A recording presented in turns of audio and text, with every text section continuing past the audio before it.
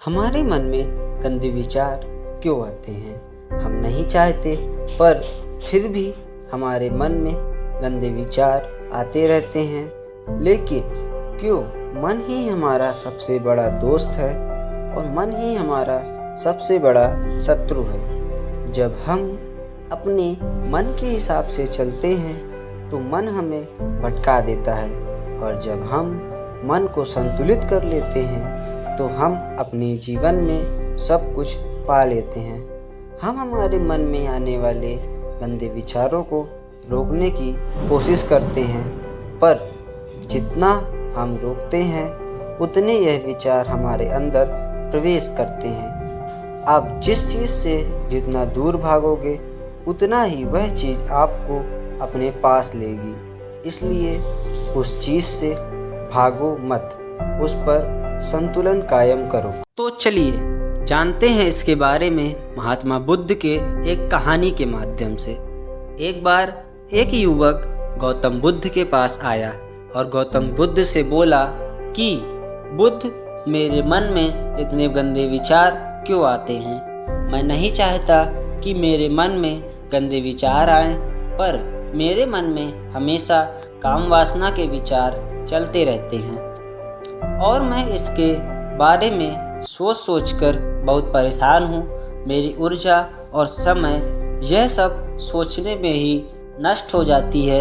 इन सब के विचारों की वजह से मैं कभी भी शांत नहीं रह पाता और मैं हमेशा ही स्त्रियों को देखकर मोहित हो जाता हूँ। अपने आप को रोक ही नहीं पाता। बुद्ध मुस्कुराए और उन्होंने उस युवक से पूछा, क्या तुम्हें पता है यह काम वासना होती क्या है? फिर लड़के ने उत्तर दिया और कहा, बुद्ध, मैं यह तो नहीं जानता कि काम वासना क्या होती है, पर हाँ, ये जो भी है बहुत बुरी चीज़ है। फिर बुद्ध ने उसे युवक से कहा कि सबसे पहले तो तुम यह समझना कि प्राकृतिक रूप से जो भी चीज़ हमारे अंदर है वह बुरी नहीं है। हमारे जीवन में उसकी कुछ न कुछ ज़रूरत है। वासना कोई बुरी बात नहीं है, यह तो हमारे मन की एक भावना है जो हमें किसी न किसी चीज़ की कमी का एहसास करवाती है और फिर हम उसे चीज़ को पाने के लिए उस चीज़ की तरफ आकर्षित हो जाते हैं। जैसे अगर तुम्हारे पास धन की कमी है तो तुम धन पाने की वासना उत्पन्न हो जाएगी। वासना कुछ और नहीं, बस एक प्रकार की कमी है जो कि एक प्रकार की ज़रूरत का एहसास है, और जब ये ज़रूरत शारीरिक हो तो हम इसे काम वासना का रूप देते हैं। युवक ने गौतम बुद्ध को कहा कि बुद्ध, मुझे काम वासना का मतलब तो समझ में आ गया, पर आप मुझे यह बताइए कि यह हाथी कहाँ से है और कैसे आती है? गौतम बुद्ध ने कहा कि काम वासना कहीं से आती नहीं है, यह तो हमारे अंदर ही होती है और इसका होना तो जरूरी भी है, तभी तो मानव जाति का विस्तार होगा। युवक ने कहा, जब यह हमारे अंदर ही है और ज़रूरी भी है तो फिर लोग इसे गलत क्यों बोलते हैं? बुद्ध ने कहा कि यही तो समस्या है। लोगों ने काम वासना को गलत तरीके से सोच लिया है, इसे छिपाने की, दबाने की कोशिश करते हैं। काम वासना गलत नहीं है, बल्कि काम वासना का गलत तरीके से प्रयोग करना गलत बात है। लोग जिससे प्रेम करते हैं बस उसी के लिए जीने लग जाते हैं, उसे पाना ही अपना लक्ष्य बना लेते हैं और उसी के बारे में हमेशा सोचते रहते हैं, पर यह सब गलत है। बुद्ध ने योग से कहा, क्या तुम्हें पता है जानवरों में भी काम वासना होती है? युवक ने उत्तर दिया, हाँ बुद्ध, जानवरों में भी काम वासना होती है, क्योंकि जानवर ही तो आखिर अपनी पीढ़ी को आगे बढ़ाएंगे। बुद्ध ने कहा, तो फिर हम जानवरों की काम वासना को गलत क्यों नहीं कहते? युवक ने कहा, मुझे नहीं पता। महात्मा, आप ही मुझे बताइए। गौतम बुद्ध ने कहा कि जानवर अपनी काम वासना का प्रयोग आनंद प्राप्ति के लिए नहीं करते।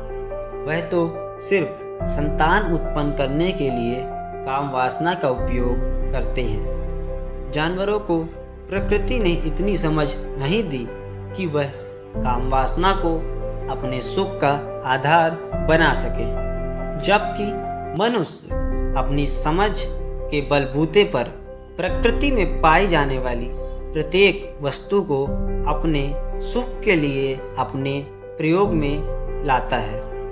हम इंसानों ने ही काम वासना को अपने सुख का साधन बना लिया है, जबकि प्रकृति ने तो हमें अपने वंश को आगे बढ़ाने के लिए दिया था, लेकिन इंसानों ने इसे अपने जीवन का परम लक्ष्य बना रखा है और इस तरह से काम वासना का बेलगाम हो जाना गलत है।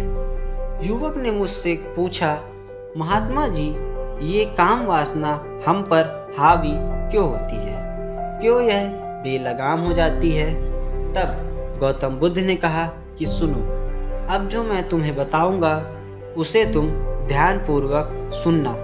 काम वासना का सारा खेल तुम्हें समझ आ जाएगा, तुम्हें तुम्हारे सारे सवालों का जवाब मिल जाएगा। बस तुम्हें ध्यान से सुनकर समझना है। फिर गौतम बुद्ध युवक को बताना शुरू करते हैं कि एक बार की बात है, एक आश्रम में गुरु और उनके कुछ शिष्य रहा करते थे।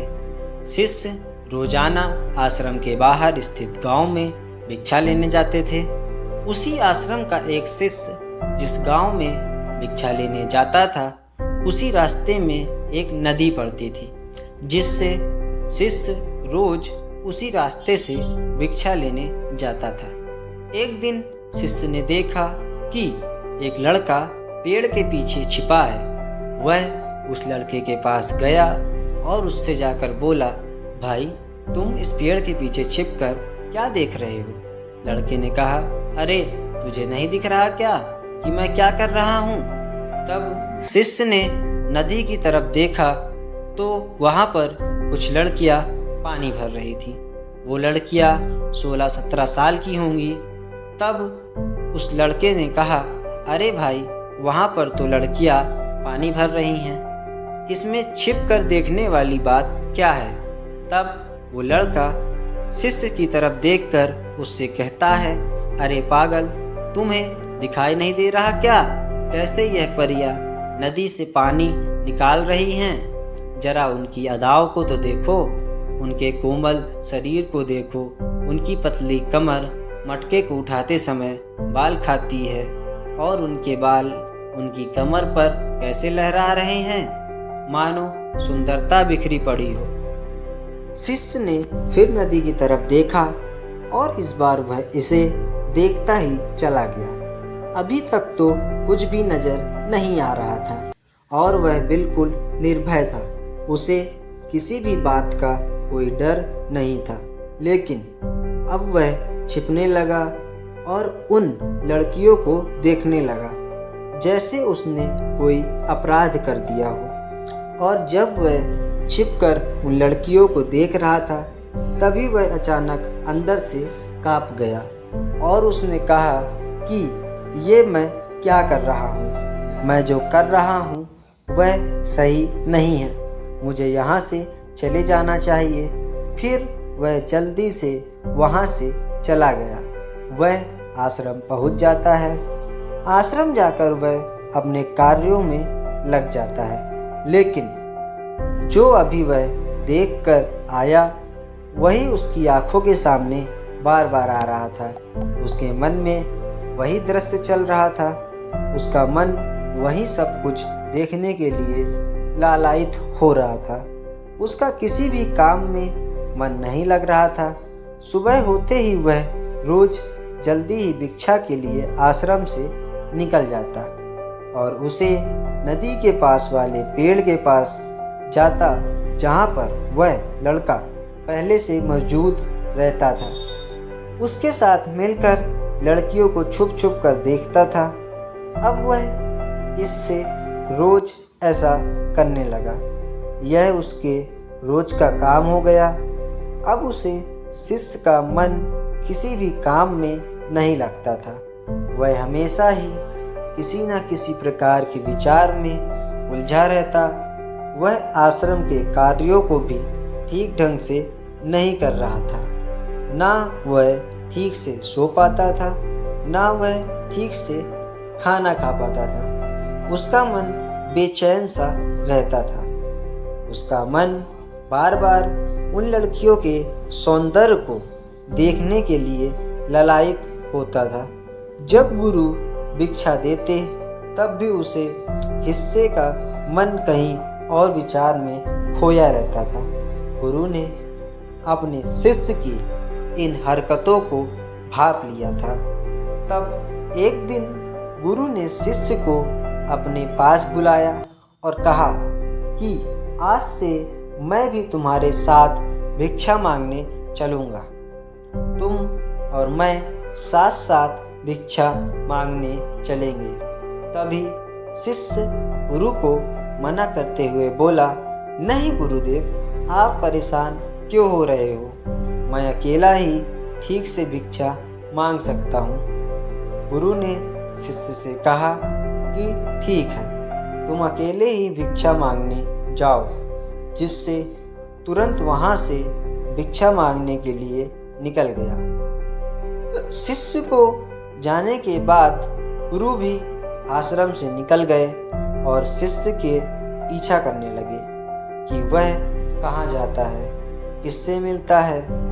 यह सब देखने के लिए उसके पीछे पीछे चलने लगे। थोड़ी दूर जाने के बाद गुरु ने देखा कि उनका शिष्य एक लड़के के साथ एक पेड़ के पीछे अपराधी की तरह छिपा हुआ है और छिपकर कुछ देख रहा था। गुरु भी अपने शिष्य के पीछे जाकर खड़े हो गए कि आखिर उनका शिष्य क्या देख रहा है, जिसे देखने के लिए वह पेड़ के पीछे अपराधियों की तरह छिपा पड़ा है। गुरु ने देखा कि उनका शिष्य पेड़ के पीछे छुपकर लड़कियों को देख रहा था, जो कि नदी से पानी भर रही थी। तभी गुरु ने शिष्य को कहा कि तुम क्या देख रहे हो? अपने गुरु की आवाज़ सुनकर वह शिष्य घबरा गया और उसके पसीने छूटने लगे। वह थर थर काँपने लगा, जैसे किसी चोर को चोरी करते समय रंगे हाथों पकड़ लिया हो। उसकी हालत खराब हो गई। वह कुछ भी नहीं बोल पा रहा था। दूसरा लड़का जो शिष्य के साथ था वहाँ से भाग गया। शिष्य घबराया हुआ था। उसके मुंह से कुछ टूटे फूटे शब्द ही बाहर निकल रहे थे। वह अपने गुरु से नज़र नहीं मिला पा रहा था। गुरु ने शिष्य की तरफ देखा और कहा, मेरा शिष्य तो निर्भय था, उसे तो किसी भी चीज़ का डर नहीं था। लेकिन ये क्या, तुम तो डर के मारे काँप रहे हो। जिससे गुरु से कहा, मुझे माफ़ कर दो गुरुदेव, मेरा इसमें कोई दोष नहीं है। उस लड़के ने मुझे बहका दिया था, लेकिन आपसे मैं वादा करता हूँ कि आज के बाद मैं ऐसा कभी दोबारा नहीं करूँगा। मुझे माफ़ कर दीजिए। गुरुदेव ने शिष्य से कहा कि कोई बात नहीं, पर इस बात का तुम ध्यान रखना कि हम जैसी संगति करते हैं वैसा ही फल हमें प्राप्त होता है। हम जैसी संगति करते हैं उसके विचार हमारे अंदर प्रवेश करते हैं। इसलिए अच्छी संगति करो जिससे तुम्हारे अंदर अच्छे विचारों का प्रवेश हो। फिर गुरु और शिष्य आश्रम लौट आए। फिर शिष्य आश्रम के कार्यों पर ध्यान देने लगा। उसने उस रास्ते को छोड़ दिया और दूसरे रास्ते से जाने लगा। वह अपने काम को ध्यान से करता, लेकिन धीरे धीरे उसके अंदर क्रोध उत्पन्न हो गया और फिर वह दूसरे पर क्रोध करने लगा और बेचैन रहने लग गया। अब वो सही समय पर भोजन भी नहीं करता था, भोजन भी बहुत कम खाता था। एक रात गुरु शिष्य के पास आए और उसे बोले कि अब तक तुमने कितनी बार अपना वादा तोड़ दिया। यह सुनकर शिष्य अपने गुरु के चरणों में गिर गया और रोने लगा। रोते रोते ही उसने गुरु से कहा कि गुरुदेव, मैं कई बार अपना वादा तोड़ चुका हूँ, फिर वादा कर लेता हूँ, लेकिन हर बार मैं वादा तोड़ देता हूँ। मेरा मन मेरे नियंत्रण में है ही नहीं। मैं बहुत कोशिश करता हूँ कि मैं अपने मन से सारे बुरे विचारों को निकाल दूँ, लेकिन मैं चाह कर भी ऐसा नहीं कर पा रहा हूँ। फिर गुरु ने शिष्य को कहा कि चलो मेरे साथ। गुरु शिष्य को आश्रम के बगीचे में लेकर गए और शिष्य से कहा, देखो, यहाँ पर नाली बनी हुई है जिससे नदी का पानी इस पौधों तक आ रहा है और यह पानी एक निरंतर भाव से आ रहा है। क्या तुम इस पानी के बहाव को रोक सकते हो? शिष्य ने कहा कि हाँ गुरुदेव, मैं इस बहाव को रोक सकता हूँ। फिर शिष्य ने मिट्टी उठाकर उसे नाली में डाल दी। वह पानी थोड़ी देर के लिए रुक गया और फिर थोड़ी देर बाद उसी मिट्टी के ऊपर से पानी आने लगा। गुरु ने शिष्य से कहा, अरे ये क्या, ये तो पानी रुका ही नहीं। फिर शिष्य ने कुछ कंकड़ पत्थर उठाकर उसे नाली में डाल दिए और फिर थोड़ी देर के लिए पानी रुक गया, लेकिन फिर थोड़ी देर बाद उन कंकड़ पत्थर के ऊपर से पानी निकलने लगा। गुरु ने कहा कि इससे शिष्य, ये क्या हुआ? पानी तो फिर से आ गया। तुम तो बोल रहे थे कि तुम इसे रोक दोगे। क्या हम किसी काम को रोकना चाहे तो क्या हम उसे रोक नहीं सकते? तब शिष्य ने कहा, कोई बात नहीं गुरुदेव, मैं इस पानी को तो आपको रोक के दिखाऊंगा। फिर वह फिर से एक बड़ा सा पत्थर लेकर आया और उसे नाली पर डाल दिया और पानी रुक गया।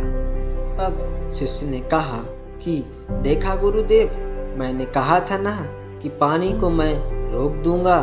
मैंने पानी को रोक दिखाया। आपकी बात मैंने पूरी कर दी। गुरु मुस्कुराए और बोले, अच्छा, जरा ध्यान से देखो, पानी रुक गया क्या? वो तो पीछे की नाली तोड़कर बाहर आ गया और अगल बगल से बह रहा है। और ध्यान से देखो, इस पत्थर के आगे भी आ गया है और यह पानी अपना रास्ता बदलकर फिर से आगे की तरफ बढ़ जाएगा। और फिर थोड़ी देर बाद ऐसा ही हुआ। फिर गुरु ने शिष्य को समझाया कि तुम्हारे साथ भी तो ऐसा ही चल रहा है।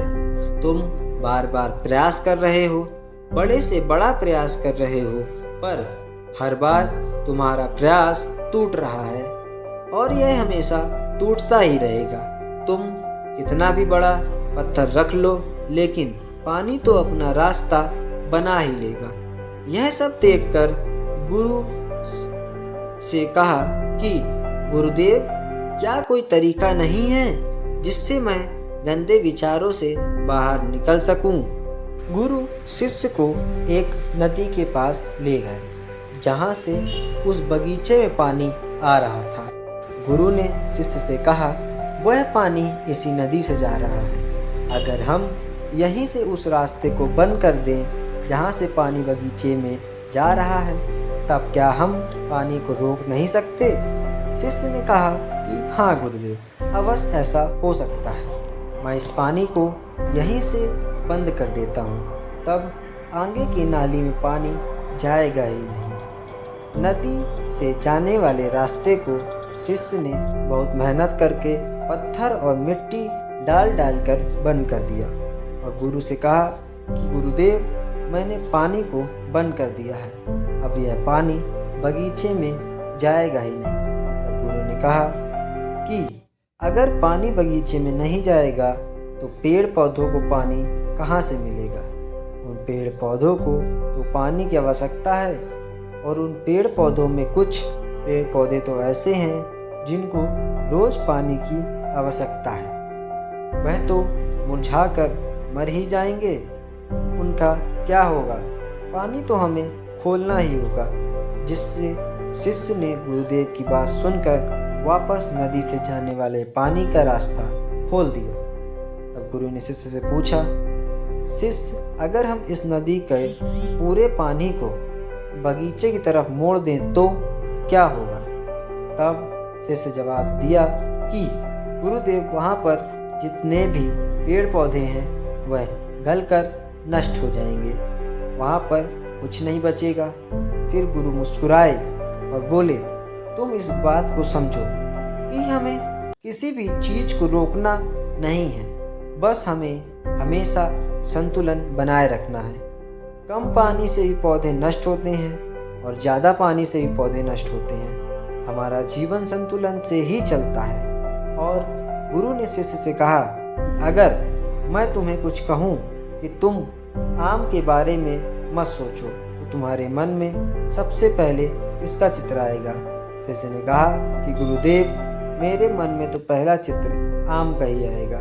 गुरु ने कहा कि जब हम गंदे विचारों को ज़बरदस्ती रोकने का प्रयास करते हैं तो वह और मजबूती के साथ हमारे अंदर प्रवेश करते हैं, हमारे अंदर उठते हैं। इसलिए हमें उन्हें कभी भी दबाने की कोशिश नहीं करनी चाहिए। फिर गुरु ने शिष्य को कहा कि हमारे गंदे विचार बुरे लोगों की संगति करने की वजह से भी आते हैं। कई बार क्या होता है कि कामुकता हमारे अंदर होती नहीं है, लेकिन कुछ अश्लील लोगों के साथ रहने की वजह से यह हमारे अंदर हावी हो जाती है। फिर शिष्य ने कहा कि गुरुदेव, आप सही कह रहे हैं, मैं अपने मार्ग से भटक गया था।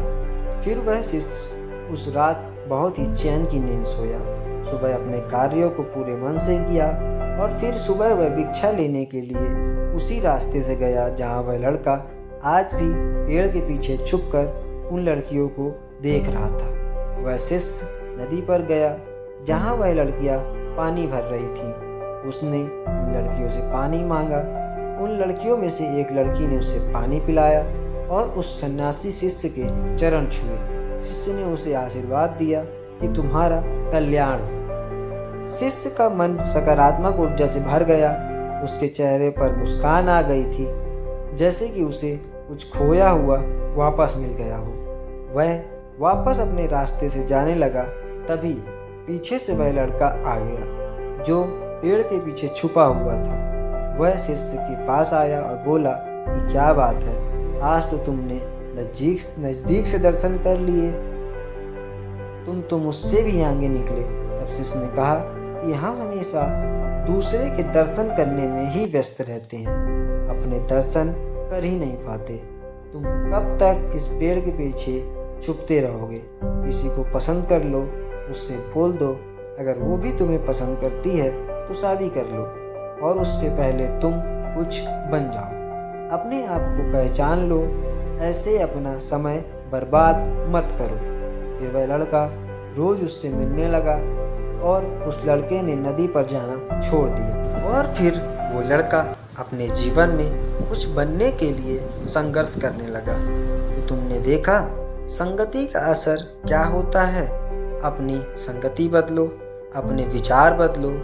बुद्ध ने युवक से पूछा कि क्या तुम्हें तुम्हारे सारे सवालों का जवाब मिल गया? तब युवक ने कहा कि हाँ महात्मा जी, आपका बहुत बहुत धन्यवाद। तब गौतम बुद्ध ने युवक से कहा कि जब तुम्हारे मन में गंदे विचार आए तब तुम अपने आप को दोषी मत मानो। यह शरीर है और यह सब इसने हजारों वर्षों से सीखा है। एक केवल तुम्हारे सोच लेने से, शपथ लेने से यह टूटने वाला नहीं, लेकिन तुम्हारे पास वह शक्ति है, वह ऊर्जा है जिसका तुम्हें संतुलन बनाने में उपयोग करना है। तुम एक जीवित ऊर्जा हो जो कुछ भी अनुभव करने के लिए स्वतंत्र है, जो निर्माण करने के लिए स्वतंत्र है। इसलिए तुम अपने आप को पहचानो। यह बोलकर गौतम बुद्ध मोहन हो गए और वो युवक वहाँ से चला गया।